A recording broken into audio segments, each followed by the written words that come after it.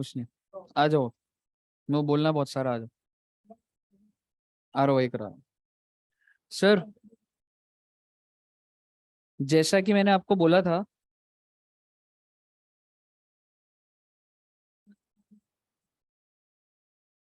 हमारी बात हुई थी। सर, एक होता है प्रीवियस ईयर और एक होता है असेसमेंट ईयर। प्रीवियस ईयर अगर 21-22 है, असेसमेंट ईयर 22-23 होता है। सुनना बेटा, फ्लो से बोलूंगा। सर, प्रीवियस ईयर में हम कमाते हैं और टैक्स को पे भी कब करते हैं बेटा? प्रीवियस ईयर में। लेकिन जो तुम अपनी डिटेल सबमिट करते हो, डिटेल किस में सबमिट करते हो? Return of income. तो आप अपनी जो डिटेल्स है उसको सबमिट करते हो। किसको सबमिट करते हो? गवर्नमेंट ऑफ इंडिया को। आप गवर्नमेंट को डिटेल सबमिट करते हो और डिटेल एक फॉर्म में सबमिट होती है और उसको क्या बोला जाता है?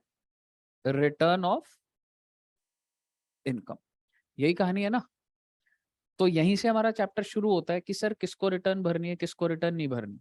मैंने लास्ट क्लास में आपसे बात करी थी। सॉरी।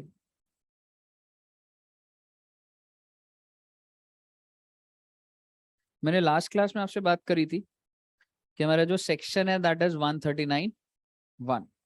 स्टेप बाय स्टेप सुनते जाना। मेरा आपसे सवाल है, आप सबको रिटर्न भरनी है? नहीं भरनी जी। क्यों नहीं भरनी, उसका रीजन अभी समझ आ जाएगा। लेकिन किन लोगों के लिए कंपलसरी था बताओगे एक बार? Correct. For company and for forms. Return filing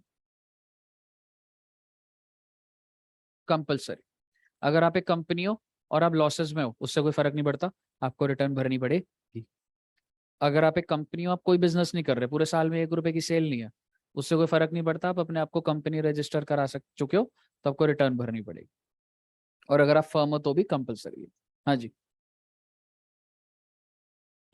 कौन सी डेट पे बढ़ता है मैं आ जाऊंगा उस पर। अभी अब ये समझो कंपलसरी, हाँ वही है वैसे। ठीक है। इसके अलावा मैंने आपसे बात करी थी individual, HUF, AOP, BOI, artificial judicial person. इनको रिटर्न कब भरनी है? आप अपने ऊपर लेके चलिए, आप इंडिविजुअल हो। If total income before chapter 6A। Sir, ये चैप्टर 6 से क्या होता था बेटा? 80C से 80U की डिडक्शंस हैं इसमें। और दूसरा बिफोर क्या था? Before exemption under section 54, 54B, 54F, etc. So if your total income before these, if it exceeds कितने रुपए से? 2,50,000 या फिर 3 लाख जो कि सीनियर सिटीजन के लिए होता है, या फिर 5 लाख। अब मेरा आपसे सवाल है, आप सारे बच्चे हो, मेरा आपसे सवाल है, अगर मैं बात करूं, आपकी GTI कितनी है? नल। क्या तुम कुछ इन्वेस्ट कर रहे हो? नहीं कर रहे। तो तुम्हारी टोटल इनकम कितनी है? नल। टैक्स कितना है? क्या तुम्हें ROI भरनी है? क्लियर है? अच्छा सर, अगर अब मैं आपसे बात करूं अपनी, मैं बेटा GTI दिखाता हूँ 6 लाख रुपए। ठीक है। उसके बाद मैंने LIC करा रखी है कितने रुपए की? 1 लाख की। टोटल इनकम कितना आ जाएगा? टैक्स कितना? 5 लाख पे। 5 लाख पे 12,500 आएगा। और उसके बाद तुम्हें रिबेट मिल जाएगी। तो टैक्स कितना हो गया? बढ़ गया। मुझे ROI भरनी है। ROI भरनी है, क्यों? Because total income before chapter 6 से, यानी कि चैप्टर 6 से आप माइनस मत करिए। टोटल इनकम बिफोर चैप्टर 6 से बोले तो 6 लाख हो गया। क्या मैं कह सकता हूं इट एक्सीड्स 2.5 लाख? है ना? तो मुझे रिटर्न इसकी भरनी। तो एक और चीज देख लो। शॉर्ट में अगर मैं तुम्हें बोलूं, चलो लिख देते हैं। सर, मेरा GTI 3 लाख, 1 लाख रुपए। टोटल इनकम कितना है? 2 लाख। टैक्स कितना आएगा? निल। GTI 3 लाख, हाँ। अब बताइए ROI भरनी है? यस। ये सिंपल सी बात है, इतना कॉम्प्लिकेट क्या करना है? ये इसका क्या मतलब है? टोटल इनकम बिफोर चैप्टर 6 है GTI। GTI तो हुआ gross total income. If it exceeds 2.5 lakh, तो दिख तो रहा है आपको GTI 2.5 लाख से ऊपर है।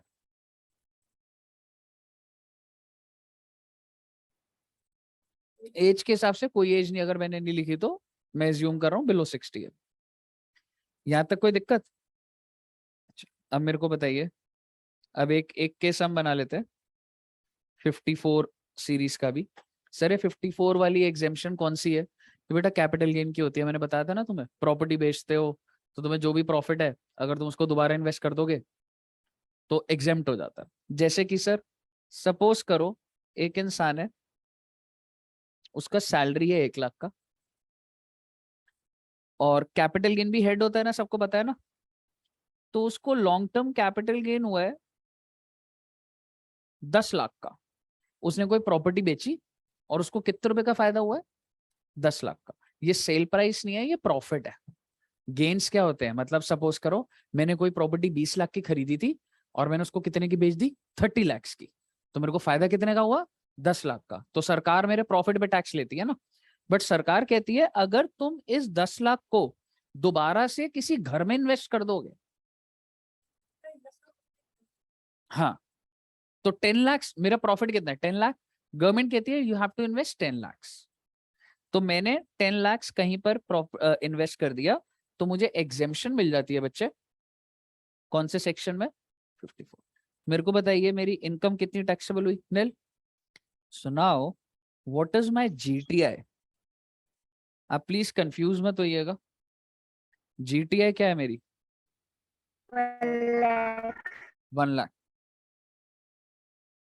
6 है कितना? मान लो नहीं है मेरा 6। टोटल इनकम कितना? अगर टोटल इनकम ये है तो टैक्स कितना आएगा? नहीं। और मेरा आपसे सवाल, ROI भरनी है?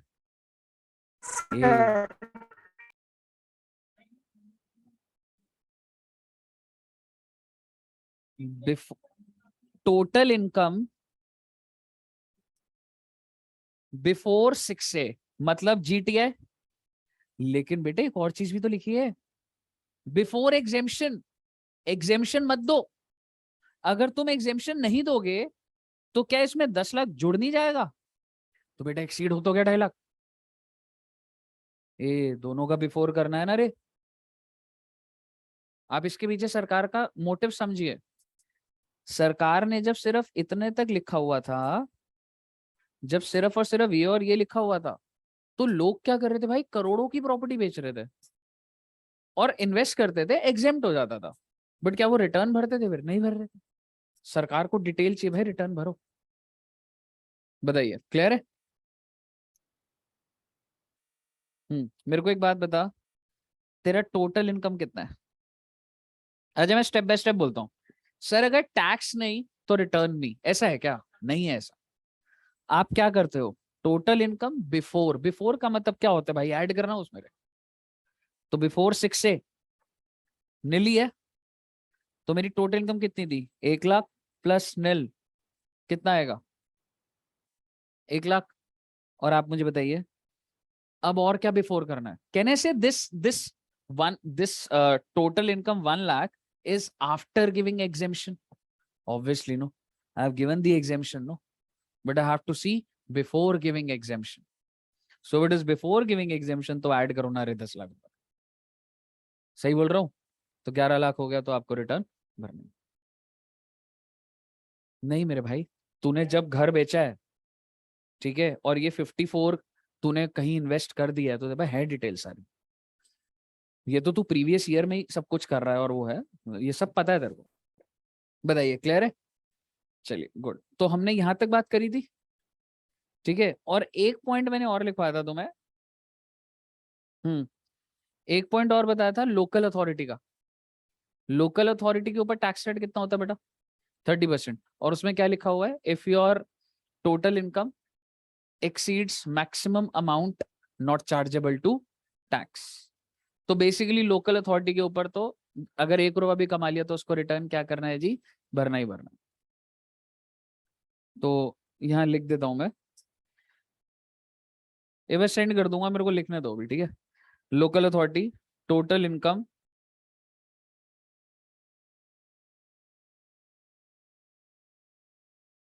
if your total income exceeds, LA means local authority, maximum amount not chargeable to tax। मेरे को बताइए, यहाँ तक क्लियर है? आगे बोल रहा हूँ सर मैं, क्या 250 नहीं होता मैडम, लोकल अथॉरिटी के ऊपर फ्लैट 30% लगता। लोकल अथॉरिटी के ऊपर जो टैक्स रेट है फ्लैट 30% है। तो आप अगर कैटेगरी देखोगे तो ये category number 1, category number 2, category number 3। Clear है यहाँ तक? आगे सुनिए, मैं अभी कुछ चीजें बोलता जाऊंगा फ्लो में, फिर उसके बाद बुक भी खोलनी है मेरे को। अभी आप लिखना मत प्लीज, ठीक है, मैं शेयर करूंगा नोट्स। सर मुद्दे की बात ये है, हालांकि अभी किस किस ने रिटर्न भरनी है, अभी इसमें मैंने और पॉइंट बोलने हैं। जैसे मैं एग्जांपल दे देता हूँ, सर अगर मेरी इनकम 0 है और अगर मैंने फॉरेन ट्रैवल कर दिया ना, 2 लाख रुपए का खर्चा कर दिया फॉरेन ट्रैवल पे, तो मेरे लिए रिटर्न भरना कंपलसरी है। सर अगर मेरी इनकम 0 है और अगर मेरा बिजली का बिल 1 लाख रुपए से ज्यादा है साल का एग्रीगेट, तो मेरे लिए रिटर्न भरना जरूरी है। ये सारी चीजें सरकार क्यों लेकर आ रही है? सरकार देख रही है यार लोग ना इनकम दिखाते ही नहीं है। समझ रहे हो? इन द सेंस लोग क्या कहते हैं, हमारी इनकम नहीं, हमने रिटर्न नहीं भरनी। समझ रहे हो? लेकिन खर्चे कर रहे हैं। तो सरकार को डेटा चाहिए होगा बच्चे। आप सोचो मैक्रो लेवल पे पॉलिसीज, और अगर मैं आपसे कुछ चीजें भरवाऊंगा तो ही तो आपके अंदर डर बैठेगा कि कहीं पकड़े ना जाओ। एक बात बताओ, अगर मैं तुम्हारा टेस्ट ही ना रखूं तो वो ट्रिगर पॉइंट आ पाता है लाइफ में पढ़ने का? नहीं आ पाता। उसी तरीके से गवर्नमेंट को पता है, अगर मैं इनसे डिटेल ही नहीं लूंगा कि तू जो कमाता है वो बता, तो लोग तो यार अपने आप को एस्केप रूट में घुसाते जाएंगे। तो गवर्नमेंट ने देखा यार इनकम के तरीके से तो बहुत लूपहोल निकल जाते हैं। सरकार कह रही है अगर तुमने ये करा है तो रिटर्न भरो, मुझे कोई फर्क नहीं पड़ता तुम्हारी जीटीए एक्सीड हो रही है नहीं हो रही है। तो मैंने ये पॉइंट बताने हैं अभी, ठीक है। लेकिन मुद्दे की बात पर आते हैं, इतना समझते हैं पहले बात को। सर अगर रिटर्न भरनी है तो फिर ड्यू डेट्स क्या क्या है? ड्यू डेट बेटे,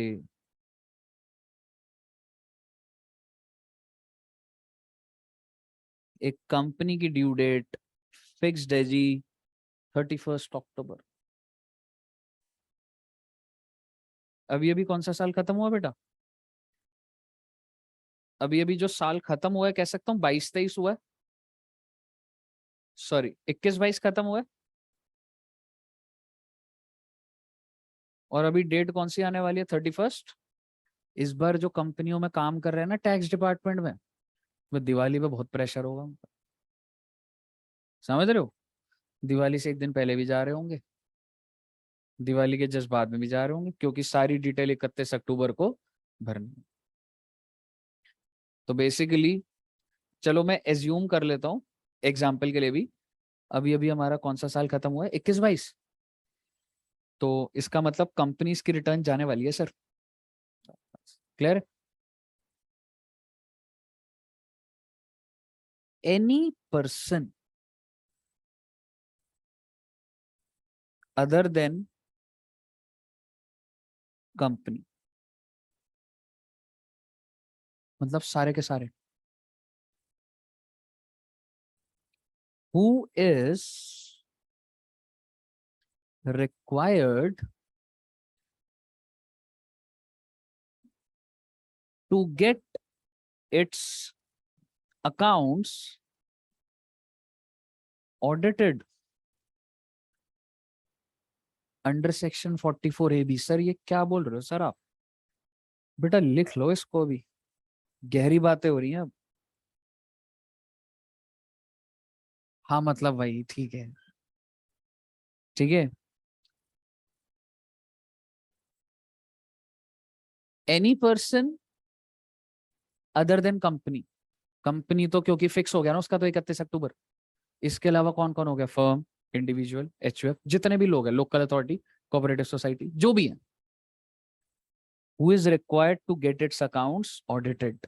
भाई साहब ये टैक्स ऑडिट होती है। अभी जब तुम थोड़े से और बड़े हो जाओगे, पीजीबीपी पढ़ोगे, आप समझोगे कंपनी की ऑडिट तो अपनी होती है। कंपनी ऑडिट मतलब तुम अकाउंट्स जो बना रहे हो वो ऑडिट होना, पता है ना तुम्हें, अकाउंट्स ऑडिट होते हैं। इसी तरीके से तुम्हारी टैक्स के रिकॉर्ड्स भी ऑडिट होंगे। तो अगर तो तुम्हारे ऊपर टैक्स ऑडिट है, who is required to get its accounts audited. Sir किसके लिए रिक्वायरमेंट होती है वो छोड़ो बेटे, वो रेलेवेंट नहीं है अभी, पीजीबीपी में होगा ये बात। उनके लिए ड्यू डेट क्या हो जाएगी बच्चे, 31 अक्टूबर।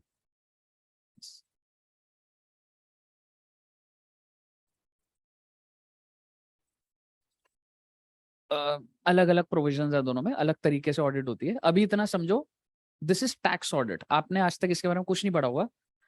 मान लो अगर मैं एक इंडिविजुअल हूं, आपको नहीं पता मेरे ऊपर ऑडिट है कि नहीं है, मान लो मेरे ऊपर टैक्स ऑडिट है, तो मेरे लिए ड्यू डेट क्या होगी, मेरे लिए 31 अक्टूबर। 31 अक्टूबर, क्लियर है।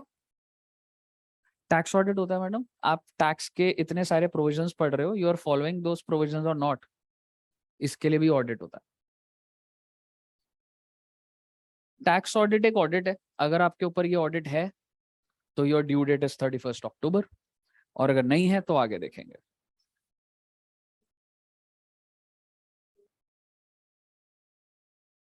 हाँ तो तू कम ना दिखाए, तू एक देख। पहली बात तो अब मैं बहुत स्पेसिफिक बोलूंगा, मैं कंपनी की तो बात ही नहीं कर रहा।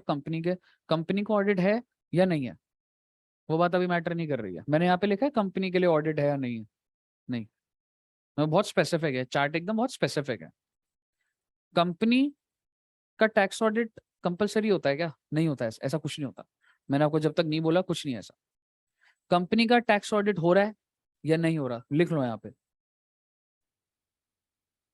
वेदर 44 AB एप्लीकेबल और नॉट। टैक्स ऑडिट हो रहा है या नहीं हो रहा, उससे कोई फर्क नहीं पड़ता। कंपनी के लिए ड्यू डेट क्या है, 31 अक्टूबर। कंपनी के अलावा बाकी लोगों का देखना पड़ता है, ऑडिट हो रहा है तो 31 अक्टूबर, क्लियर है। और अगर नहीं हो रहा तो देखेंगे अभी।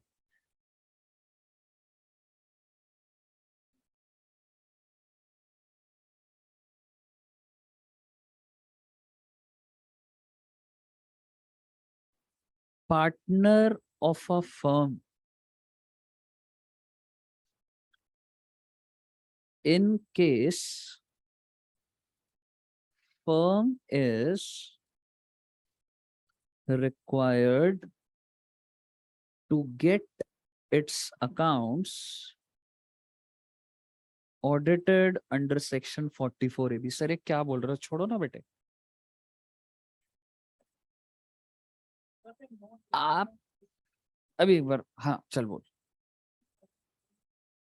चाहे लग रहा है ऑडिट या नहीं है उससे कोई फर्क नहीं पड़ा, तो कंपनी है ना तेरे को, तो 31 अक्टूबर को भरनी है तेरे को, समझ रहे। अब मेरी बात सुनो। अब क्या मैं पार्टनर ऑफ द फर्म हूँ, फर्म का नाम क्या है, एड्यू जंक्शन।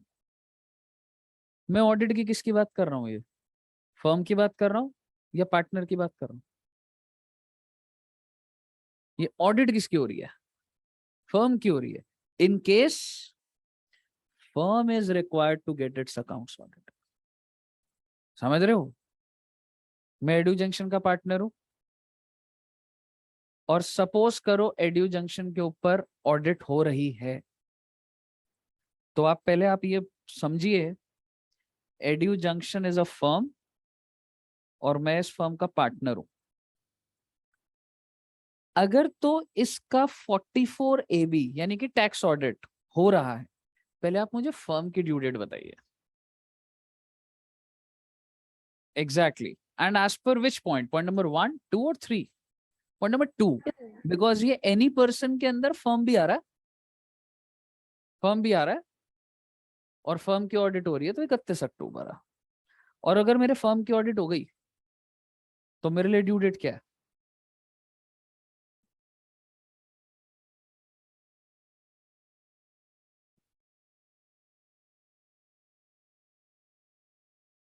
समझ रहे हो। मैडम वो प्रोविजन पे मत जाओ, अभी आप समझो टैक्स ऑडिट हो रही है या नहीं हो रही है, ठीक है। राइट टाइम पे बोल दूंगा मैं। तो मेरे तो फर्म की ड्यू डेट क्या हो गई बेटा 31 अक्टूबर, और मेरी भी ड्यू डेट क्या हो गई 31 अक्टूबर। मैं कहीं नहीं बोल रहा कि मेरी ऑडिट होगी, ऑडिट किसकी हो रही है, फर्म की हो रही है। ठीक है, एग्जैक्टली अब मेरे को एक दूसरा केस बताइए, अगर फर्म की ऑडिट नहीं हो रही होती, पहले मुझे फर्म की ड्यू डेट बताइए। चलो वो अभी तक आया नहीं है, चलो मैं पहले लिख देता हूँ, सॉरी लिख देता हूँ। इसके अलावा अदर केस के बाद ना एक और भी बनाऊंगा। अदर केसेस की ड्यू डेट क्या है 31 जुलाई 2020। तो अगर फर्म की ऑडिट नहीं हो रही तो वो कौन सी कैटेगरी में, कैटेगरी नंबर 1,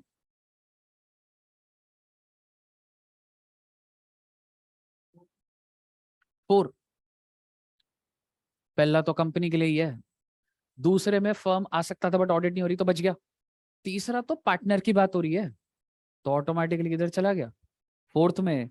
अब ड्यू डेट क्या आ जाएगी 31, और इसका पार्टनर अगर मैं हूं तो मैं कौन सी कैटेगरी में आ रहा हूँ, एग्जैक्टली मैं ना तो कंपनी में आ रहा हूँ, ना मेरी ऑडिट हो रही है, ना ही मैं एक ऐसे फर्म का पार्टनर हूं जिसकी ऑडिट हो रही है, तो मैं ऑटोमेटिकली किधर आ गया बेटा, फोर्थ वाले केस में। तो मैं भी कौन सी केस में आ गया हूँ 31। समझ रहे हो, अभी करवाऊंगा मैं ऐसे मिसलेनियस बहुत सारी, मतलब और एनालिसिस भी करवा दूंगा। Last point,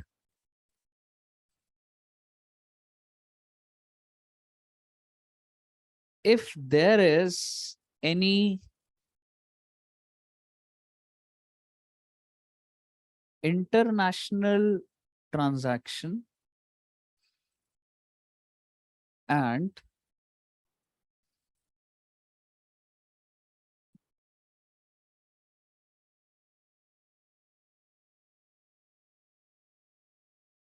audit under section 92E is required। Sir ये क्या बोल रहे हो बेटा, इंडिया में अगर तुम्हारी बाहर की एक भी ट्रांजैक्शन होती है ना, तो तुम्हारे ऊपर ना ट्रांसफर प्राइसिंग के प्रोविजन लग जाते हैं। सर ये ट्रांसफर प्राइसिंग क्या होता है सर, एक बात बताओ, चलो मैं समझाता हूँ ये। सपोज करो एक कंट्री है, वहां पे टैक्स रेट है 5%, वहां पर अगर आप कमाओगे तो क्या रेट है 5%, और इंडिया में कितना टैक्स रेट है 30%, एज्यूम कर लेते हैं 30%। मैंने वहां पर एक फर्जी कंपनी रजिस्टर कराई, फर्जी कंपनी मतलब लीगल डॉक्यूमेंट सारे करे but in reality they are not doing any business. हाँ मैंने 2-4 एम्प्लॉय बिठा दिए उधर, ठीक है, और मैं ये दिखा रहा हूँ कि वो मुझे सर्विस दे रहे हैं, मैं 100 करोड़ रुपए की सर्विस ले रहा हूँ, टेक्निकल सर्विस ले रहा हूँ, या मैं वहां से कोई चीज इंपोर्ट कर रहा हूँ ना 10 रुपए की, तो मैं 5,000 दिखा रहा हूँ। उससे क्या होगा, वो बंदा अपनी इनकम तो दिखाएगा, हर चीज लीगल चल रही है, वो बंदा एक्सपोर्ट कर रहा है, शिप से सामान आ रहा है, सेल है, वो सेल दिखाएगा। 10 रुपए की चीज 1,000 पे दिखाएगा तो सर उसका तो प्रॉफिट ज्यादा दिखेगा, तो कोई बात नहीं ना।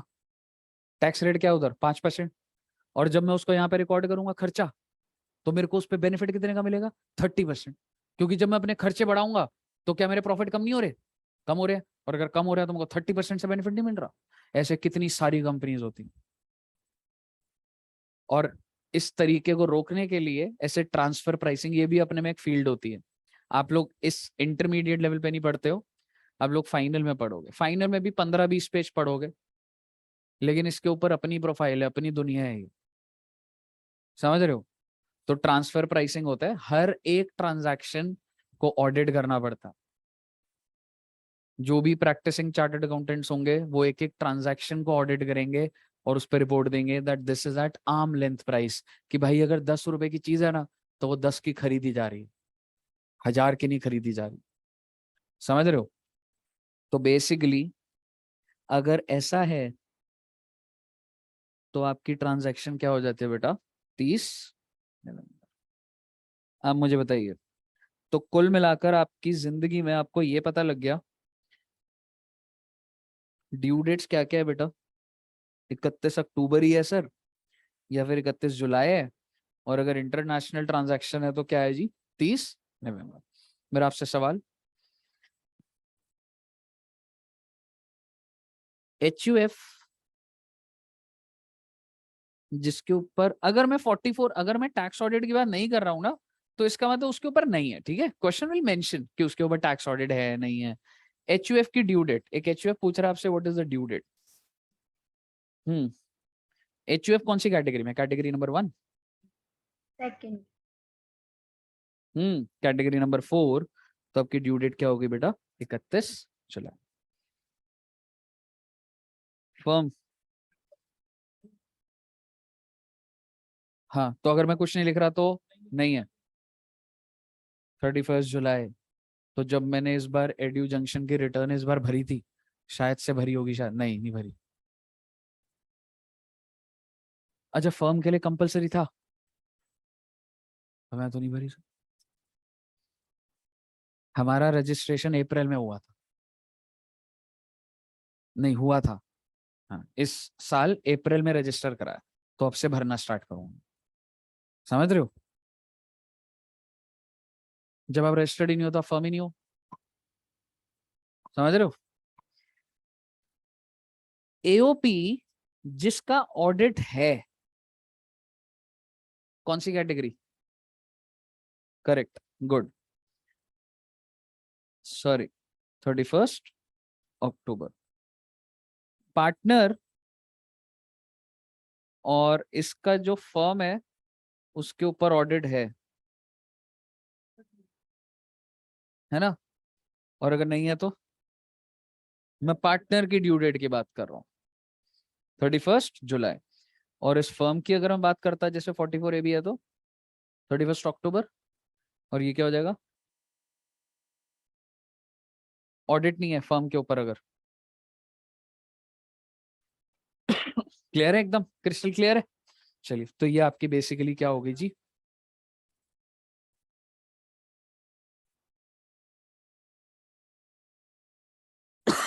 सॉरी एक बात बता, हाँ अगर ऑडिट नहीं है तो कौन सी कैटेगरी में आ रहा है फर्म, अदर में ही आ रहा है ना। तो ये बात है ना, बताइए क्लियर है। सॉरी, कौन सा वाला कह रहे हो, एक मिनट बताता हूँ।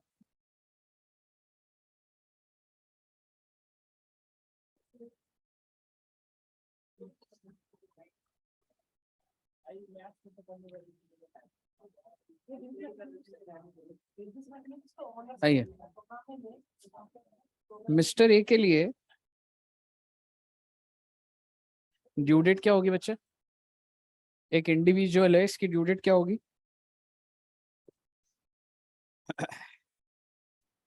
31। बट अगर मैं आपको बोलूं कि इसने इंटरनेशनल ट्रांजैक्शन करी है और 92E के अंदर इसका ऑडिट हो रहा है, मुद्दे की बात ये है इंटरनेशनल ट्रांजैक्शन है तो कोई भी ट्रांजैक्शन होती है ना ऑडिट होना जरूरी होता है, एक भी ट्रांजैक्शन। तो अब इसकी ड्यू डेट क्या हो जाएगी, 30 नवंबर। हाँ जी, हाँ पूरी रिटर्न ऐसे बार बार नहीं भरेगा, पहले कुछ जुलाई में भर रहा है फिर उसकी भर रहा है। तो आपके लिए रिटर्न की ड्यू डेट क्या हो जाएगी, 30 नवंबर। क्लियर है। मोमेंट इंटरनेशनल ट्रांजैक्शन आएगी आपकी ड्यू डेट, आप कौन से केस में फॉल कर जाओगे। मेरा आपसे सवाल है सर जी, एक कंपनी है उसकी ड्यू डेट क्या है, 31 अक्टूबर, लेकिन उसने आउटसाइड इंडिया से लोन लिया था, पेपर में ऐसे ही आएगा, तो क्या डेट हो जाएगी, 30 नवंबर। ओ भैया,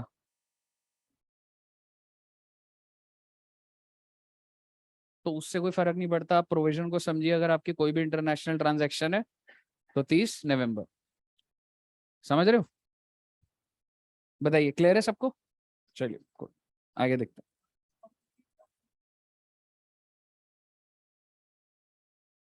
हाँ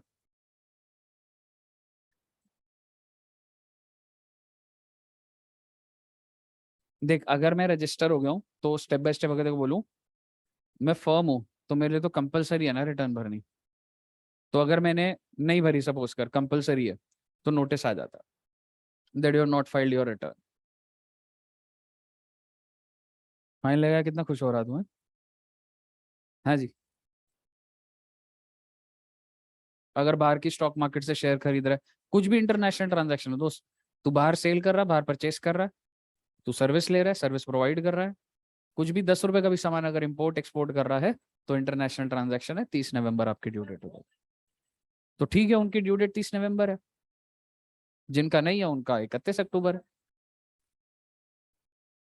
किसका? भूषण सर का। ये कौन सी ट्रांजैक्शन है जो मुझे नहीं पता?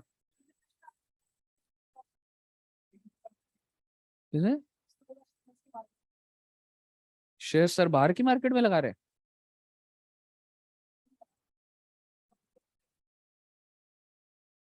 बाहर की कंपनी नहीं है कोई, ऐसे नहीं खरीदा उन्होंने।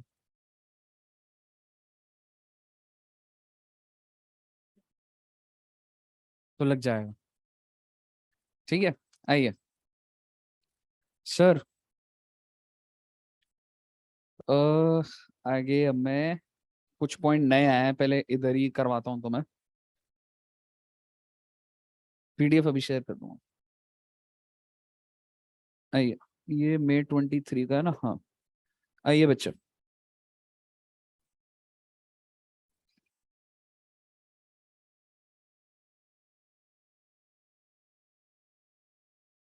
इसका ना बेटा स्क्रीनशॉट ले लेना, आई मीन फोटो खींच लेना।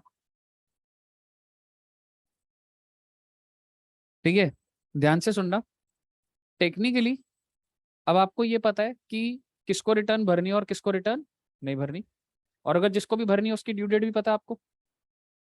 सरकार ने स्कोप और बढ़ाया। सरकार के चाहती है कि अगर तुम्हारा जीटीआई 5 रुपए भी है ना, 5 रुपए जीटीआई, फिर भी ऐसा हो सकता है तुमको रिटर्न भरनी पड़े। कैसे? देखना, any person other than company और अ फर्म, तो कंपनी और फर्म के लिए तो कंपलसरी ही है। Who is not required to furnish return under section 139(1), जिसके ऊपर 139(1) के अकॉर्डिंगली नहीं बनी सिचुएशन।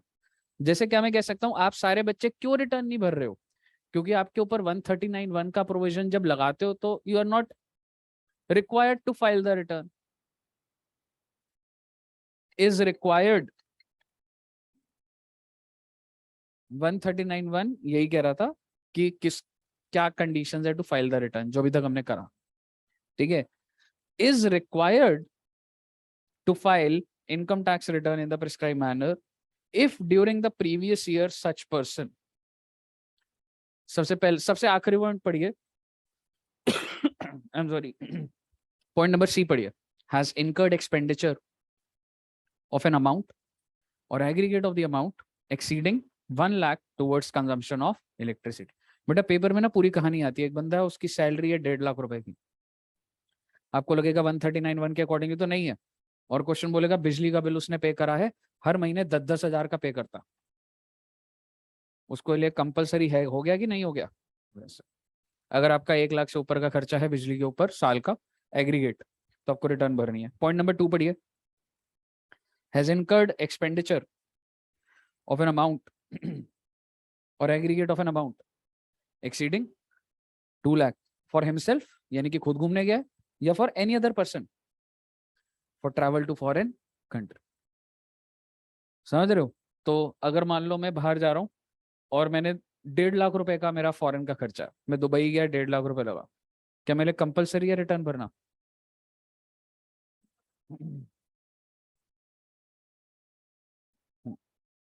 समझ रहे हो ना भाई? 2 लाख से ऊपर का खर्चा होना चाहिए ना। ठीक है, और ये अच्छा सर मैं 2 बार गया, पहले मार्च में गया दुबई, और एक बार मतलब ऐसे समझ लो प्रीवियस ईयर जो भी मेरा चल रहा है 21-22 में 2 बार गया, 1.5 लाख रुपए खर्चा करा मैंने दुबई में। फॉरेन का जो मेरा खर्चा है ट्रैवल का, 1.5 लाख रुपए का। हम्म, एग्रीगेट ले रहा हूँ सर। मेरा होटल का खर्चा भी काउंट हो रहा है क्या इधर? नहीं हो रहा। ये क्या बोल रहा है? ट्रैवल टू फॉरेन कंट्री, तुम्हारे फ्लाइट के खर्चे से जजमेंट हो। 70,000 रुपए का फ्लाइट का टिकट, 2 लाख रुपए होटल का खर्चा, टोटल मैंने 2,70,000 खर्च करा। क्या मुझे रिटर्न भरनी है? नहीं भरनी। समझ रहे हो? अगला point number A, has deposited an amount or aggregate of the amount exceeding 1 crore. Deposit करा आपने पैसा, in one or more current account maintained with banking company or cooperative. अगर आपने पूरे साल में अगर पैसा डिपॉजिट का मतलब आप कह सकते हो क्रेडिट होना। बैंक की पासबुक में एक होता है विड्रॉल, एक होता है डिपॉजिट। तुम्हारे क्रेडिट साइड का टोटल देखूंगा, अगर 1 करोड़ से ऊपर हो गया और तुम कह रहे हो मेरी जीटीआई है 2 लाख रुपए, समझ रहे हो, तो तुमको रिटर्न भरनी पड़ेगी। क्लियर है जी? मैं पॉइंट लिखवा दूंगा अभी। Fulfil such other prescribe condition आ रहा है ना, ये अमेंडमेंट है बेटा, पहली बार पढ़ा रहा हूं मैं। ये जो बोल्ड में है ना, और इसके आने के चांस ज्यादा हो जाते हैं पेपर में, तो रिटर्न के अंदर इस बार आप ये कह सकते हो कि सर इससे हो सकता है, पूछ लें। दोबारा से यही लिखा, सीबीडीटी के पास पावर है जो भी है, लेकिन मुद्दे की बात क्या है, अगर आप बिजनेस कर रहे हो and if your total sales turnover as the case may be in the business exceeds 60 lakhs। मेरे को बताइए, अगर ये मेरा इंडिविजुअल का बिजनेस है, थोड़ा सा मैं इलैबोरेटेड बोलूंगा, अगर ये फर्म का है तो क्या मैं बोल सकता हूँ फर्म के लिए तो कंपलसरी है ना सर। लेकिन अगर मैं बोलूं मेरा इंस्टीट्यूट है जी, सोल प्रोप्राइटरशिप मेरे नाम पे चल रहा, ठीक है, तो मेरे को, और अगर मैं ऐसे बोलूं, समझना गहरा लेके जाऊंगा, आप कह रहे हो सर जो एडू जंक्शन है ना, इसके पीछे कौन इंसान है, एक इंसान, तो ये फर्म हुआ सोल प्रोप्राइटरशिप, तो इसकी रिटर्न मैं ही भरूंगा। मैं और मेरी 2 रिटर्न्स नहीं जाएंगी। देख, शॉप रजिस्ट्रेशन जीएसटी में रजिस्टर हो सकता है, ठीक है, और कोई रजिस्ट्रेशन नहीं होती जैसे फर्म और कंपनी की होती है ना। पर एक बात बता, क्या मैं इंडिविजुअल लेवल पे पढ़ा नहीं सकता? हो सकता है ना। तो ऐसे होंगे बहुत सारे इंस्टीट्यूट जिसके पीछे एक ही मालिक होगा, समझ रहे हो। तो बेसिकली इधर मैं ये बोल रहा हूँ कि हाँ सर मैं इंस्टीट्यूट चला रहा हूँ, सेल्स है 40 लाख, कॉस्ट है 39 लैक्स, मेरी पीजीबीपी की इनकम कितनी होगी, जीटीआई कितना हो गया, 6A की कोई जरूरत नहीं, टोटल इनकम, टैक्स आएगा कुछ भी नहीं आएगा, आरओआई भरनी है क्या? ऐसे बहुत सारे लोग हैं जो कि कहते हैं हम 80 लाख की सेल है, 78 लाख का खर्चा, फर्जी खर्चे बना दूंगा मैं, ऑटो से आने जाने का खर्चा, बार बार इधर की मशीनरी खराब होने का खर्चा, एसी खराब हो गया, फर्नीचर खराब हो गया, ये खराब हो गया, खर्चे बना देंगे। तो सरकार ने बोला यार ये लोग ना क्या कर रहे हैं, खर्चे दिखाकर जीटीआई कम कर देते हैं यार अपने। अब बताइए आप, अब इसका लॉजिक दिख रहा है आपको? इफ अगर तुम्हारी सेल 60 लाख से ऊपर है ना, मुझे कोई लेना देना नहीं है, तुम प्रॉफिट में हो, तुम लॉस में हो, तुम कह रहे हो सर मेरा 70 लाख का खर्चा है, मैंने मुझे से कोई लेना देना नहीं। सर जी हमारे ऊपर टैक्स नहीं है, उससे कोई लेना देना नहीं। सर हमारी जीएसटी सॉरी जीटीआई नील है, कोई लेना देना नहीं। सेल कितनी है तेरी, 60 लाख से ऊपर है ना, रिटर्न भरेगा।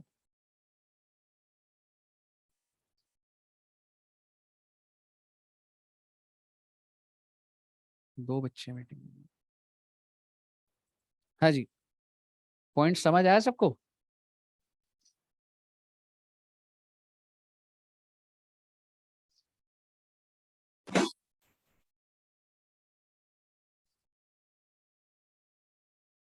ये सारे केसेस वही हैं, रूल बने हुए हैं, अगर आप इसको फॉलो नहीं करते, ignorance of law is no excuse. अगर आप एक प्रोफेशनल है, एक डॉक्टर है, डॉक्टर अपने नाम से क्लिनिक चला रहा, या आप अपनी प्रैक्टिस करते हो इंडिविजुअल लेवल पे, तो आप बिजनेस में आ रहे हो, प्रोफेशन में आ रहे हो, प्रोफेशन। तो अगर तुम्हारा टर्नओवर 10 लाख से ऊपर हो गया तो क्या हो जाएगा, रिटर्न भरनी कंपलसरी। समझ रहे हो? If aggregate of TDS and TCS during the previous year in case of person is 25,000 और, सर ये क्या बोल रहा है सर, समझाओगे एक बार, मतलब अब तुम्हें समझ आई है बातें? सर अगर किसी इंसान ने मेरा टीडीएस काट लिया ना 25,000 का, क्या लिखा हुआ है 25,000 और मोर। सर मेरी पूरे साल में इनकम है, मान लो, अच्छा ऐसे बोलता हूँ, मान लो मेरे को इनकम हुई है 1 लाख की, लेकिन उस पर टीडीएस प्रोविजंस कुछ ऐसे हैं कि टीडीएस कटेगा 30%, 30,000 रुपए का टीडीएस कट गया। मुझे बताइए लॉजिकली एज पर 139(1) क्या मुझे रिटर्न भरनी है? नो, बिकॉज मेरा जीटीआई 1 लाख है, मुझे नहीं भरनी है रिटर्न। लेकिन मेरा टीडीएस कितना कट गया, मुझे रिटर्न भरनी है। और वैसे आपको बता दूं, ये प्रोविजन ना भी बोले तो भी, अगर मान लो मेरी इनकम ही अगर 1 लाख है तो उसमें टैक्स कितना होगा, नील। तो भाई मेरा सरकार जो पैसा है मैं तो रिटर्न वैसे ही भरूंगा, खुद ही भरूंगा, रिफंड कैसे आएगा? एक बात बताओ ना, एक बात बताओ, बिना डिटेल सबमिट करे रिफंड मिलेगा क्या तुम्हें? हम्म। तो भाई अगर सरकार के पास मान लो टीडीएस जमा हो भी गया, ज्यादा हो गया, मेरे ऊपर टैक्स था नील, लेकिन कट गया टीडीएस सर, तो क्या मैं खुद ही नहीं भरना चाहूंगा? बट सरकार क्या कह रही है कि हाँ भाई, अगर तुम्हारा टीडीएस 25,000 से ऊपर है कंपलसरी है भाई रिटर्न भरनी। समझ रहे हो? और अगर आप सीनियर सिटीजन हो तो क्या, इफ द इंडिविजुअल 60 years, तो आपका टीडीएस 25,000 का क्या हो जाएगा, 50,000 हो जाएगा। हाँ जी बोलिए।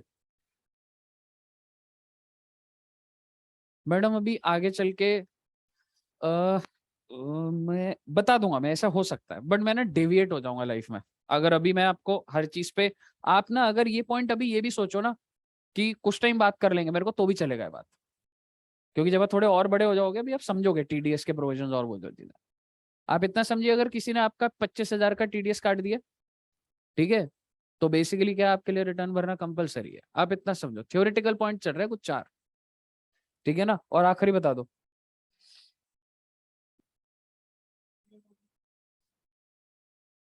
आपका सेविंग्स अकाउंट है, अगर उसमें 50 लाख या उससे ज्यादा अगर डिपॉजिट हो जाता है तो आपके लिए रिटर्न भरना कंपलसरी है। हम्म। सर टीसीएस ऊपर क्या करंट अकाउंट था। होता है? हाँ जी। टीसीएस इग्नोर कर दो madam, tax collected at source होता है, कुछ बताऊंगा मैं, अभी सिर्फ याद करने के लिए करो बस उसको। मेरा आपसे सवाल है, मेरे 2 सेविंग्स अकाउंट है, एक येस बैंक में और एक एसबीआई में। मैंने एक में 30 लाख डाले, दूसरे में भी 30 लाख।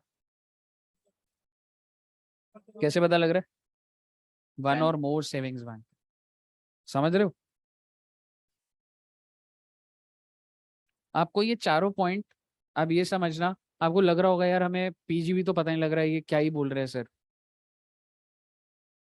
ऐसे रूल, कुछ ऐसे कोई टैक्स के अंदर ये रूल नहीं लिखे। आप एक बार ट्राई कर लो, जितने तक खुल जाए खुल लो।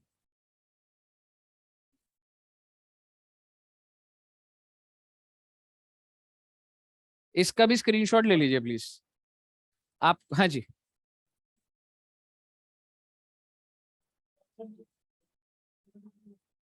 टीडीएस कितना डिडक्टेड है?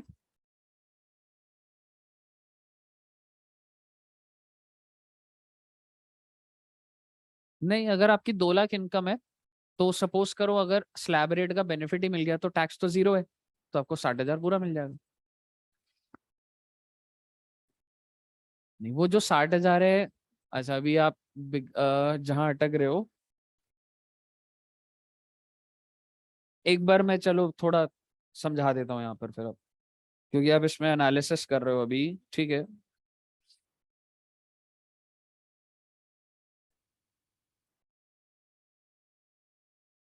ये मैंने आपको जितना बताया ना, आप कुछ टाइम दो, आपको अपने आप समझ आ जाएगा, ठीक है। मैं इस पे एनालिसिस करूंगा ना, मैं रिटर्न से बाहर चला जाऊंगा, मैं आपको ये चीजें अपने आप समझ आएंगे आपको, ठीक है। आपको इस पॉइंट को 4 को इग्नोर भी करना है ना, आप इग्नोर कर दो, ये अपने आप डेवलप हो जाओगे। अब यहाँ पे टाइम लगाने का वो नहीं है अभी, समझ रहे हो? उससे ना और आपके और कुछ सवाल आएंगे, मैं कहीं और चला जाऊंगा, ठीक है जी। हाँ जी, अलग से बता दूंगा एक बार, जब हो जाएगा तब आना, तब मैं कर दूंगा। हाँ जी।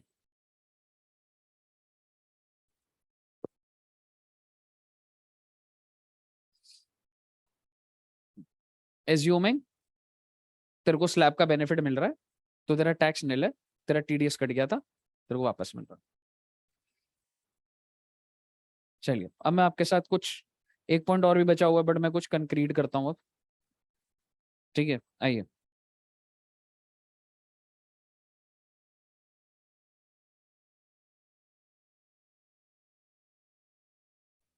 Loss return. सर, आपकी रिटर्न में सिर्फ इनकम हो सकती है, लॉस भी हो सकता है। यहीं से एक चैप्टर भी एक शुरू हो जाता है, set of and carry forward. ध्यान से सुन रहे बातें, एक बार बातें मत करो। सपोज करो सैलरी है 100 रुपए की। हाउस प्रॉपर्टी में लॉस हो सकता है, जिन बच्चों ने हाउस प्रॉपर्टी करा है, हो सकता है। हाउस प्रॉपर्टी में लॉस हो सकता है, लॉस। तो जस्ट ऐसे ही मैंने एक लॉस लिख दिया। कैपिटल गेन में लॉस हो सकता है, हो सकता है। मैंने कोई चीज 1 करोड़ की खरीदी, मैंने 70 लाख की बेच दी मजबूरी में। मैंने शेयर्स खरीदे 1 करोड़ के, वैल्यू गिर गई, 70 लाख हो गई, शेयर हो गया, गोल्ड हो गया, प्रॉपर्टी हो गई, हो सकता है लॉस हो जाए। बिजनेस में लॉस हो सकता है, बिल्कुल हो सकता है सर, लेकिन मैं गेन ले लेता हूँ एक बार के लिए। यहाँ पे हो रहा है बेटे लॉस। अदर सोर्स आपको मैंने कराया था, उसमें भी लॉस हो सकता था, हो सकता। मेरा आपसे सवाल है। हाँ जी। बिजनेस के अंदर, अरे मैडम कराया था ना आपको अदर सोर्स में। आपकी कोई भी इनकम होती है, मैंने बताया था। मैंने किसी से लोन लिया 10% पे, मैंने शेयर्स में इन्वेस्ट कर दिया, तो मेरे को 7% का डिविडेंड आ रहा है, मतलब मेरे को जो भी इंटरेस्ट आ रहा है खर्चा हो रहा है, तो वो लॉस हो सकता था ना। अदर सोर्स फ्लेक्सिबल सोर्स था हमारा। ठीक है, तो उसके अंदर अभी मैं नहीं जा सकता। आप मेरे को ये बताइए, ये ऐसे आ रहा है, आप मुझे बताइए जीटीआई कितनी है आपकी।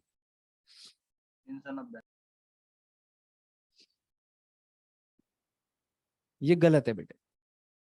ऐसे नहीं होता कि आप बस टोटल कर दो। सर, इस यहीं से एक चैप्टर शुरू हो जाता है, मेरे को उस चैप्टर में नहीं जाना। कुछ कौन, आपने ये 30 रुपए का लॉस किससे सेट ऑफ करा? सेट ऑफ करा ना तुमने किसी ना किसी इनकम से, किससे करा? और अगर मैं बोलूं इससे भी हो सकता था, ये 70 का किससे करा? इससे भी, और सैलरी तो ऐसे तो सर, ऐसे थोड़ा ना होता है। मैं रूल बताऊंगा आपको कौन सी चीज कहां से सेट ऑफ हो सकती है। लेकिन मुद्दे की बात क्या है सर, आप फिर ये कहानी क्यों बता रहे हो सर? अगर मेरी रिटर्न में किसी भी हेड में लॉस होता है, मुझे बातें मत करो प्लीज, बातें मत करो। ठीक है, अगर मेरी रिटर्न में लॉस होता है, तो उसको रिटर्न ऑफ इनकम की जगह रिटर्न ऑफ लॉस बोला जाता है, या लॉस रिटर्न बोला जाता है।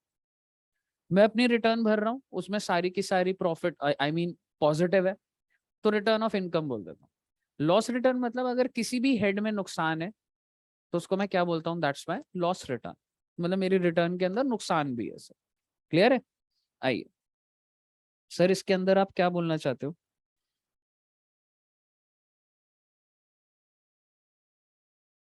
Loss return is to be filed as per due dates under section 139। समझ गए ना आप? भाई अगर कंपनी है तो 31 अक्टूबर, इंडिविजुअल 31 जुलाई, जो भी उसकी ड्यू डेट है सेम है, कोई फर्क ही नहीं है।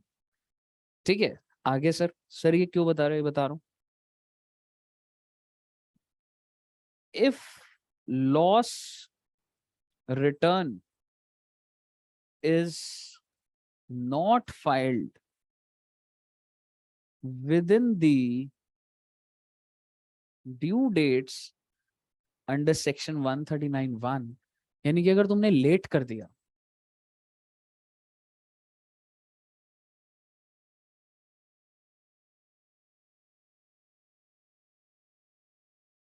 the losses will not be allowed to be carried forward। Sir ये क्या बोल रहे हो आप? छोड़ो ना बेटे, अभी भर सकते हो। बट जो मैं कुछ डाल रहा हूँ कुछ, एक बार सुनते जाओ अभी। जो लॉसेस है आप उसको कैरी फॉरवर्ड नहीं कर सकते। सर क्या मतलब, वो आपको बिल्कुल समझ नहीं आएगा अभी, ये अब लिख लो आप। ये लॉसेस जो है ना,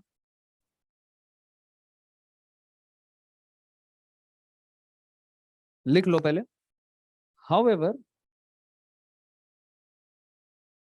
कैरी फॉरवर्ड बड़ा इंपॉर्टेंट वर्ड है, carry forward. However losses are allowed to be set off. ये क्या है सर, छोड़ो ना बेटा, लिखो एक बार, नोट्स बन रहा है बहुत जरूरी वाले। Losses are allowed to be set off, यानी कि लॉस कैरी कैरी फॉरवर्ड होता है बेटा, अकाउंट्स के आप बच्चे हो सारे, कैरी फॉरवर्ड होता है आगे के साल जाना।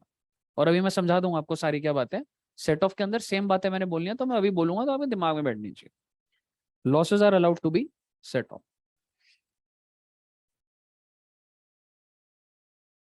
अब यहीं पे लिख लो। मुझे बताइए, अगर मैंने ड्यू डेट मिस कर दी तो क्या मैं लॉस को अगले साल लेके जा पाऊंगा? मैं लॉस को अगले साल लेके क्यों जा रहा हूं? आप समझ रहे हो, your loss will lead to benefit. ए, अब तुम जरा कहानी सुनो एक बार। सर मिस्टर ए है, मिस्टर ए के दो बिजनेस है। चलो दो बिजनेस छोड़ो, एक हाउस प्रॉपर्टी के अंदर इनकम और एक पीजीबीपी के अंदर है। हाउस प्रॉपर्टी में 1 लाख रुपए का नुकसान है, और पीजीबीपी में कितने की इनकम है? आप मुझे बताइए, इसका जीटीआई कितना है? उस लॉस का फायदा मिला तुमने इस लॉस को सेट ऑफ कर दिया। This is called setting of. Set of का मतलब समझ आया आपको? जब एक लॉस मेरी दूसरी इनकम से सेट ऑफ हो जाता है, तो ऑब्वियसली नो सर, मेरे को 10 लाख के ऊपर टैक्स देना पड़ता, अब मैं किसके ऊपर दूंगा? 9 लाख। सो टैक्स लॉसेस हो गए, ऑब्वियसली मैं नहीं चाहता कि मुझे लॉसेस हो, बट लॉस की वजह से मुझे टैक्स बेनिफिट मिलता है, tax benefit. Because ultimately I end up paying less, no, मैं कम ही पे करूंगा ना टैक्स। अगर सपोज करो ये भी लॉस होता तो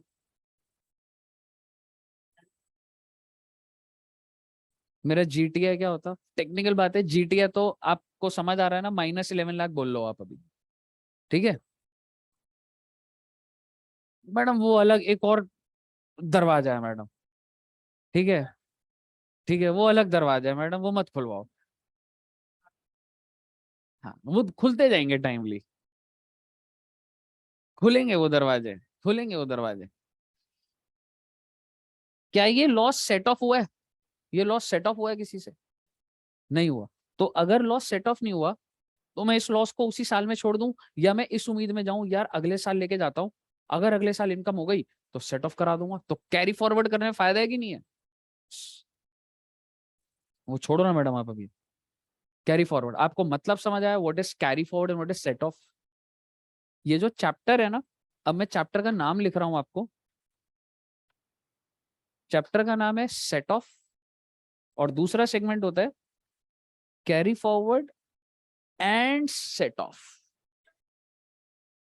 हाँ मैडम, मैडम मैं जनरली बात कर रहा हूँ ना अभी तो, मैं आपसे जनरल बात कर रहा हूँ, मैं रिटर्न की बात नहीं कर रहा। एक इंसान क्या कर सकता है, मैंने आपको सेट ऑफ का मतलब समझाया। And if you carry forward, आप क्यों कैरी फॉरवर्ड करते हो लॉस को? सेट ऑफ के लिए। तो आप चैप्टर समझ रहे हो क्या है वो चैप्टर? मैडम अभी 1 मिनट रुको आप, अभी बताऊंगा आपको। अब आप मेरी बात सुनिए। अगर तुमने अपनी रिटर्न टाइमली नहीं भरी, तो मैं तुम्हारे लॉस को क्या कर दूंगा? कैरी फॉरवर्ड होने से रोक दूंगा। इसका मतलब वो लॉस अगले साल नहीं जा सकता। लेकिन क्या वो उसी साल में सेटअप हो सकता है? तुम्हारे सामने लिखा है, losses are allowed to B.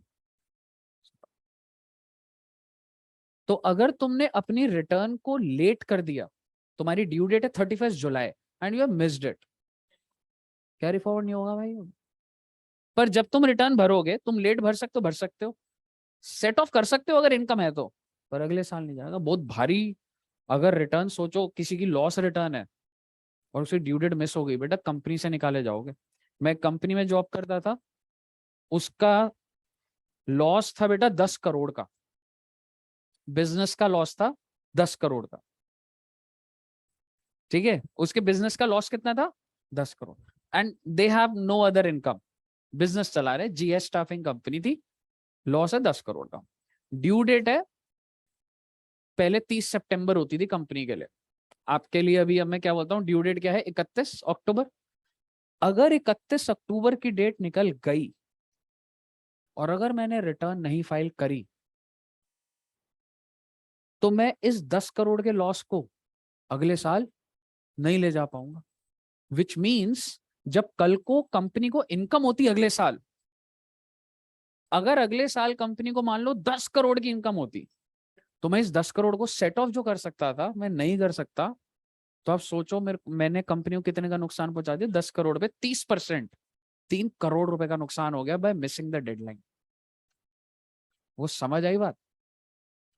अगर तुमने रिटर्न को टाइमली नहीं भरा, कौन सी रिटर्न? Loss return. ठीक है, अगर तुमने लॉस रिटर्न को टाइमली नहीं भरा, तो वो लॉस अगले साल नहीं जा पाएगा और वो आगे की इनकम के साथ सेट ऑफ नहीं हो पाएगा। तो जब आगे तुम्हें इनकम होगी तो तुम्हें टैक्स पे करना पड़ेगा। इम्पैक्ट समझो आप अभी? दो लॉसेस ऐसे हैं, दो लॉसेस ऐसे हैं जो अगर आप रिटर्न लेट भी कर दो तो भी कैरी फॉरवर्ड हो जाते हैं। वो दो लॉसेस हैं, house property loss and unabsorbed depreciation under section 32।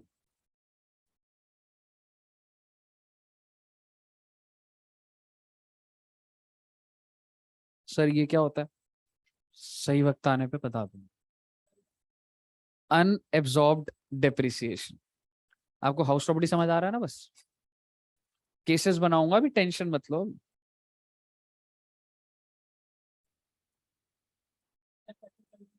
32, to be very specific 32 subsection 2। अब देखिएगा, अब आपको समझ आएगा। केसेस बनाते हैं। अब मैंने जो बोलना था वो बोल दिया है, अब मैं प्रैक्टिकल इंप्लीमेंट कर रहा हूँ इसको। सर अभी मान लो प्रीवियस ईयर है 18-19, सैलरी है 5 लाख, हाउस प्रॉपर्टी का लॉस है 1 लाख, और ये इंसान कौन है? इंडिविजुअल है। ठीक है, आप मुझे बताइए इसके लिए आरओआई की ड्यू डेट क्या होगी? इसको 15 लाख मान लो, नहीं तो तुम सोचोगे भरनी है नहीं भरनी है क्या है। हाँ, 15 लाख सैलरी कमाता है, 1 लाख रुपए का नुकसान है। मेरा आपसे सवाल है, आरओआई कब भरेगा ये? 31 जुलाई 2019। सर ठीक है जी, ये जो है ना आरओआई की ड्यू डेट है, लेकिन इसने आरओआई फाइल कब करी? 31/7/19, ऑन टाइम। तो ये जो ड्यू डेट है, ये 139(1) की ड्यू डेट है।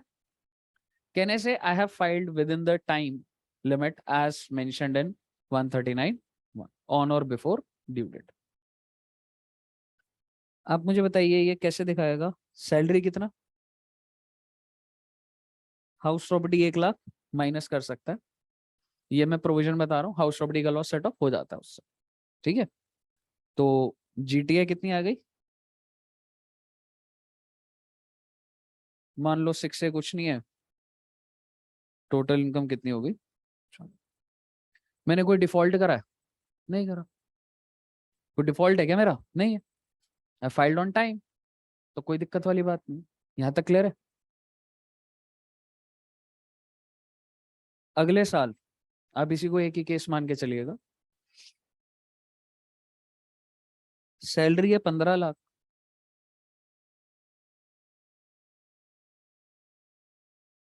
हाउस प्रॉपर्टी है 17 लाख का नुकसान।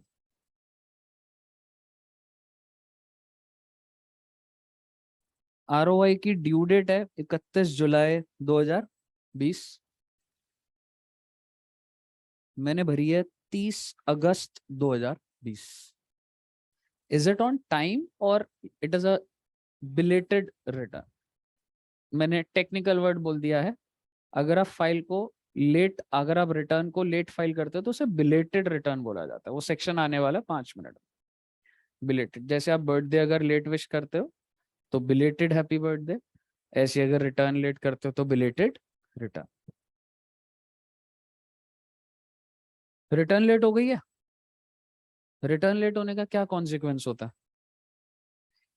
Loss will not be allowed to be carried forward. Step by step देखना। आपको एक प्रोविजन बताना चाहिए, लॉस ऑफ कैरी फॉरवर्ड नहीं हो सकता, लेकिन सेट ऑफ हो सकता है। तो अगर मैं बात करूं सैलरी 15 लाख, तो सेट ऑफ तो हो जाएगा ना भैया। अभी मैं स्टेप बाय स्टेप बोलूँ, मुझे पता है, बट मैं लेयर बनाने के बाद डेवलप करूंगा पूरा। नील हो गया, मान लो 6 से कुछ नहीं है, और टोटल इनकम क्या हो गया? नील। और कितने रुपए का लॉस आप जो बच रहा है? बट सर हम इस लॉस को कैरी फॉरवर्ड नहीं कर सकते, बिकॉज अगर रिटर्न लेट हो जाती है तो उस साल का लॉस आगे नहीं जाता। तो सेट ऑफ तो मैं कर सकता हूं बट मैं कैरी फॉरवर्ड नहीं कर सकता। बट मैंने आपको लास्ट लाइन बताई थी, 2 लॉसेस कैरी फॉरवर्ड हो सकते हैं। तो ये वही लॉस है। तो क्या इसको अभी भी कैरी फॉरवर्ड कर जाओगे? इसका नहीं। समझ आई आपको पूरी कहानी? आगे चलिए। हाँ जी, चार्जेबल है, मैं पहुंचूंगा उसमें। 234F की फीस लगती है, 234A का इंटरेस्ट लगता है। करना होता है लॉजिक में। फीस ना एक फिक्स्ड अमाउंट पे ही होती है, 1,000 या 5,000, तो वो देखेंगे।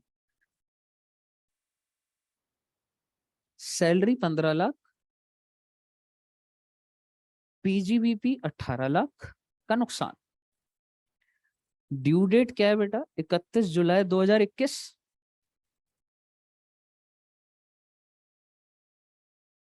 मैंने रिटर्न भरी 30/8/2021।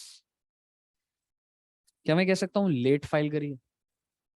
तो मैं अपनी रिटर्न कैसे दिखाऊंगा? सैलरी की इनकम 15 लाख, बट बच गया, मैं सेट ऑफ तो कर ही सकता हूँ। 15 लाख पीजीबीपी का लॉस सेट ऑफ कर दूंगा। क्या हो जाएगा ये? आप ये ध्यान रखिए, मैं इधर 18 नहीं लिखता और माइनस नहीं करता हूं मैं। समझ रहे हो? I am not showing -3 lakhs। जितनी मेरे पास इनकम होती है मैं उसे खत्म करता हूँ, और फिर एक और शीट बनाऊंगा कि ये कैरी फॉरवर्ड कर रहा हूँ मैं चीजों। 6 से क्या हो गया मेरा? टोटल इनकम कितने रुपए का लॉस है? और आप जरा, ठीक है, 3 लाख रुपए। क्या इसको मैं कैरी फॉरवर्ड कर सकता हूँ? सेट ऑफ अलाउड है जो आपने कर दिया, लेकिन कैरी फॉरवर्ड खराब हो गया है लॉस मेरा। लेकिन सर ये जो पुराने साल का लॉस चल रहा था, कितने रुपए का लॉस? भी तो चल ही रहा है। क्या ये अगले साल चलेगा? यस। समझ रहे हो? अभी भी पूरी बात अभी भेजे में नहीं घुसी अभी ना अभी।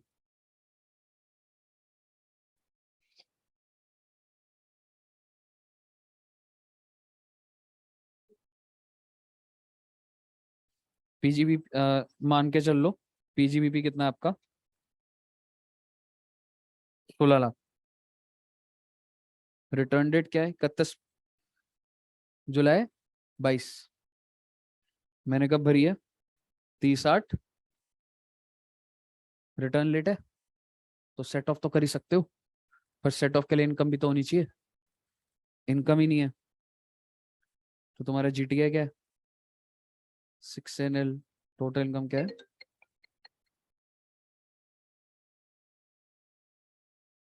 आप पहले एक चीज समझिएगा, ऑलरेडी 2 लाख रुपए का लॉस हाउस प्रॉपर्टी का चल रहा है, और पीजीबीपी का 3 लाख तो चला ही नहीं, तो वो तो डिस्ट्रॉय खत्म हो गया, वो नुकसान बेयर हो गया मेरा। अब मेरा लॉस कितने का है? क्या मैं इसको कैरी फॉरवर्ड कर सकता हूँ?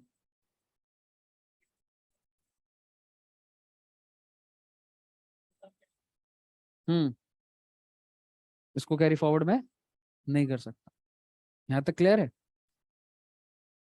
मैं एक चेंज कर रहा हूँ छोटा सा पुराने वाले केस में, क्योंकि वो जो पॉइंट बनना है वो बनाता हूँ एक बार, और आप भी चेंज कर देना, कोई दिक्कत नहीं है।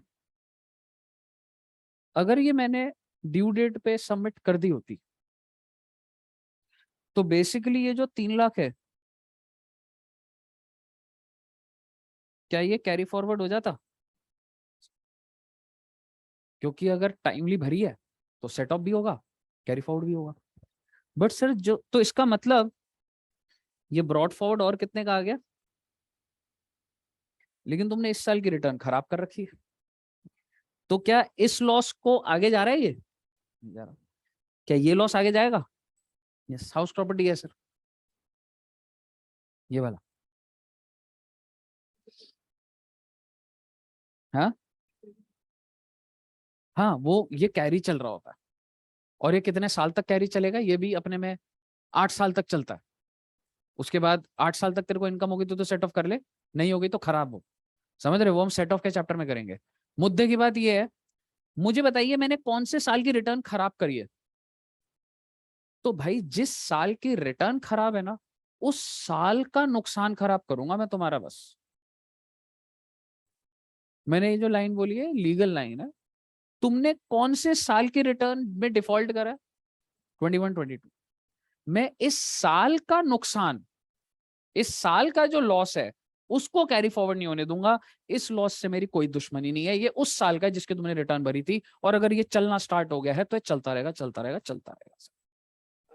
सर हाँ जी मैडम। सर ये जो केस 2 है इसमें भी तो ये ड्यू डेट पे नहीं फाइल किया है, वो भी तो अगस्त में फाइल किया है, ड्यू डेट जुलाई थी। हाउस प्रॉपर्टी लॉस है मैडम वो। तो हाउस प्रॉपर्टी लॉस का क्या था ड्यू डेट? हाउस प्रॉपर्टी का ड्यू डेट का नहीं है, आप अपने लॉसेस को कैरी फॉरवर्ड नहीं कर सकते, आपका बेसिक प्रिंसिपल है। बट अगर हाउस प्रॉपर्टी का लॉस है तो फिर भी कर सकते हो, चाहे रिटर्न लेट है कोई बात नहीं, फिर भी कर सकते हो। ओके ओके ठीक है। बोलिए, समझ आया आपको? ये आपका 139.3 हुआ है। ये थोड़ा सा आपको पता है हैवी क्यों लगा है? ये ना सेट ऑफ जनरली क्या होता था, मैं सेट ऑफ पहले करा देता था फिर ये कराता था, तो वहां पे ऑलरेडी बहुत डिटेल्ड बात हो चुकी होती थी। आप मुद्दे की बात इतनी समझना, जो समरी डालनी है, आप ये केसेस समझ आ गए तो सफिशिएंट है, सेट ऑफ करोगे पूरा स्ट्रेंथन हो जाएगा। मुद्दे की बात ये है, अगर आपने रिटर्न को लेट कर दिया तो लॉस जो है वो कैरी फॉरवर्ड नहीं होगा, लेकिन 2 लॉसेस कैरी फॉरवर्ड फिर भी हो जाएंगे, हाउस प्रॉपर्टी और अनएब्सॉर्ब डेप्रिसिएशन। क्या होता है, छोड़ो इस बात को। लॉसेस एक बार सुन लो, लॉसेस जो हैं अगर आप रिटर्न लेट फाइल करते हो, losses can not be carried forward. सिर्फ 2 लॉसेस फिर भी कैरी फॉरवर्ड हो जाएंगे, house property and unabsorb depreciation. Set off पे कोई रिस्ट्रिक्शन नहीं है, आपकी रिटर्न लेट है कोई बात नहीं, सेट ऑफ हो जाएगा। और मैं रिस्ट्रिक्शन उस लॉस पे लगा रहा हूं जिस साल में डिफॉल्ट है, जिस साल में डिफॉल्ट उस साल के लॉस को पकड़ रहा हूं बस। ये लास्ट केस से आप कनेक्ट कर पा रहे हो ना मैं क्या बोल रहा हूं? अगर पुराना कोई लॉस है जो कि कैरी फॉरवर्ड हो रहा है, बट मैंने कैरी फॉरवर्ड करने के बाद रिटर्न नहीं भरी, मैं उसको नहीं रोक सकता, वो चलता रहेगा। और वो आपका सवाल है सर कब तक चलेगा, जीवित चलेगा? नहीं, वो सेट ऑफ में करेंगे, 8 साल तक कैरी फॉरवर्ड होता है। यानी कि अगर मुझे आज नुकसान हुआ है ना, तो सरकार कहती है फ्यूचर के 8 साल तू इसको आगे ले जा सकता है, तेरे को इनकम हो जाएगी तो ठीक है, नहीं होगी तो भूल जाइयो, कुछ सेट ऑफ होगा। क्लियर है आपको एकदम? चलिए, गुड।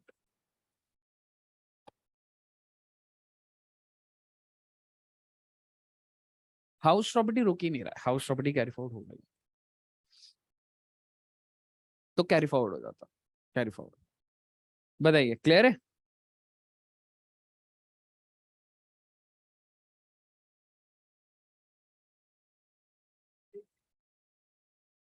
हम्म,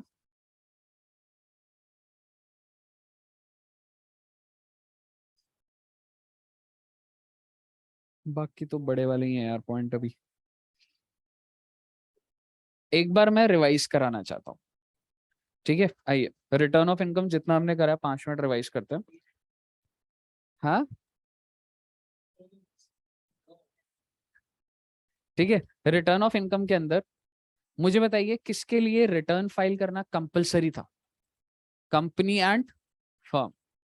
individual, HUF, AOP, BOI, artificial judicial person, ये लोग को रिटर्न कब फाइल करना है? प्रोविजन आप बताइए।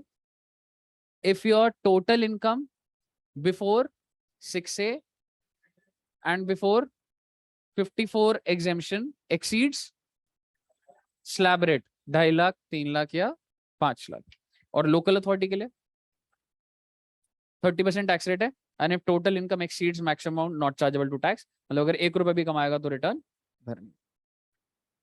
ठीक है, इसके अलावा बहुत सारे लोग ऐसे होते हैं जिनकी टोटल इनकम 2 लाख होती है बट उनके कुछ खर्चे हैं, सरकार ने नोटिफाई कर दिया। ठीक है, कौन कौन से हैं वो? अगर आपने अपने करंट अकाउंट में कितने रुपए डिपॉजिट करें, 1 करोड़ या उससे ज्यादा। उसके बाद इलेक्ट्रिसिटी बिल एक्सीडिंग 1 लाख, और वो दूसरा वाला नोटिफिकेशन है। ठीक है, और तीसरा कौन सा था? फॉरेन ट्रैवल किससे एक्सीड हो जाए? 2 लाख। फॉरेन ट्रैवल, होटल का खर्चा नहीं है, फॉरेन ट्रैवल। इसके अलावा भी रिसेंटली जो अमेंडमेंट्स आई हैं उसमें क्या हो गया, अगर आप बिजनेस करते हो तो किससे टर्नओवर ऊपर है? 60 लाख से। अगर आपका प्रोफेशन है तो किससे ऊपर है? टर्नओवर 10 लाख से ऊपर। सेविंग्स अकाउंट में किस अमाउंट से ऊपर? 50 लाख, 1 और मोर सेविंग्स अकाउंट। और एक और पॉइंट कौन सा था? टीडीएस, अगर आपका 25,000 कटा है तो टीडीएस भरना है, रिटर्न भरनी है। और अगर आप सीनियर सिटीजन हो तो 50। सॉरी। इसके बाद आता है सर रिटर्न तो भर दी है लेकिन अगर हमने भरनी है तो उसकी ड्यू डेट क्या है? मेरे को बताइए कंपनी के लिए ड्यू डेट क्या है? 31 अक्टूबर। सर कंपनी की इंटरनेशनल ट्रांजैक्शन है 30 नवंबर। फर्म की ड्यू डेट, अगर मैं कुछ नहीं बोल रहा तो नॉर्मल फर्म है 31 जुलाई। फर्म की ऑडिट है सर 31 अक्टूबर। वो जो फर्म है जिसकी ऑडिट है उसका पार्टनर 31 अक्टूबर। सर एक फर्म है उसकी ऑडिट नहीं है तो उसकी ड्यू डेट और उसके पार्टनर की 31 जुलाई, लेकिन उसके पार्टनर ने कोई इंटरनेशनल ट्रांजैक्शन करी है 30 नवंबर। क्लियर है आपको एकदम? 139.3 किसके लिए? हाँ हाँ 30th क्या क्या कह रहे हैं? हाँ पार्टनर की ट्रांजैक्शन है ना, अगर वो फर्म की ट्रांजैक्शन होती तो फर्म के लिए 30 नवंबर होता। इसके बाद 139.3 करे, लॉस रिटर्न होती है तो सरकार बहुत भारी पेनल्टी लगा देगी। क्या पेनल्टी है? अगर तुमने अपनी लॉस रिटर्न, बातें मत करो, अगर तुमने अपनी लॉस रिटर्न जो है अगर उसको टाइमली फाइल नहीं करा तो तुम्हारा जो लॉस है वो कैरी फॉरवर्ड नहीं होगा, लेकिन 2 लॉसेस फिर भी कैरी फॉरवर्ड हो जाएंगे। Unabsorbed depreciation, set of allowed है फिर भी या नहीं है? अलाउड है। और अगर मान लो मेरा 21-22 में मैंने रिटर्न लेट फाइल करी है, लाइक कौन से प्रीवियस ईयर में 21-22, तो क्या 17-18 का लॉस भी रोक दिया जाएगा? नहीं, वो चलता रहेगा। 21-22 के लॉस को कैरी फॉरवर्ड नहीं करा जाए। क्लियर है साहब? यहां तक इतना करके रखिएगा। नेक्स्ट क्लास में कोशिश करूंगा नमस्ते हो जाए, नहीं तो 2 क्लास तो लगेंगी इस पर। ठीक है बच्चों?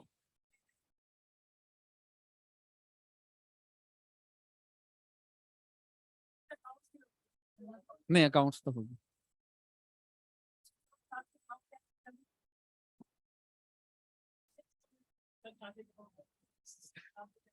क्या चाहिए? मैं चाहता हूँ कि एक दिन में जैसे लक्ष्मी नगर में पढ़ा रहे हैं ना, मैं भी वैसा पढ़ा सकूं।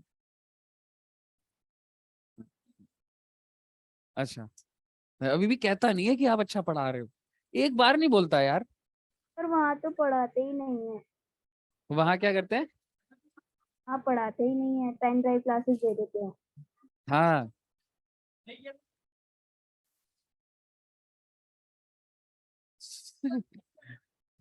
ठीक है, तो यहां तक रखना। और ना कॉम्प्लिकेटेड नहीं है, आप एक चीज समझना, आपके जो कुछ सवाल उठ रहे हैं ना वो सवाल ना 1 महीने बाद सब शांत हो जाएंगे। और ये बिल्कुल नॉर्मल सवाल है जो आप पूछ रहे हो, कीप आस्किंग, बट मेरे को कुछ चीजें मैं बोलूंगा कि इसको मैं बाद में बताऊंगा, बताना है तो पूछते जरूर रहो, समझ रहे हो? पूछना जरूरी है। बट सारे क्वेश्चन ये आपके सॉल्व हो जाएंगे, सारे हो जाएंगे राइट टाइम आने पर। चलो इतना रखते बच्चों, thank you very much. Okay bye bye, मैं नोट शेयर कर देता हूँ बस। Bye bye bye everyone, bye bye.